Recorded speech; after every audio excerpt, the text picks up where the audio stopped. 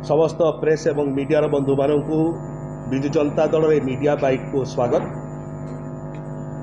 विजु जनता दल मान्यवर सभापति श्री नवीन पट्टनायक निर्देश क्रमे विजु जनता दल नेता श्री कार्तिक पांड्यन महोदय दिल्ली गस्तर अछंती। केतेक निर्दिष्ट गणमाध्यम तांको दिल्ली गस्त को नहीं अत्यंत अरुचिकर और तथ्यविहीन मंद उद्देश्य प्रणोदित एवं विभ्रांतिकर खबर प्रसारण करुछंती।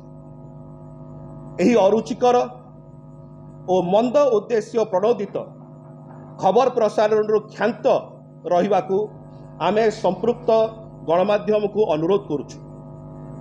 कौनसी दलर नेता बा नेतृवृंद कौनसी स्थान को गस्त कले गणमाध्यम को सूचना दी जिबार कौनसी प्रावधान नहीं। तेणु दयाकरी संपृक्त गणमाध्यम एपरी खबर प्रसारण विरत रहतु। धन्यवाद।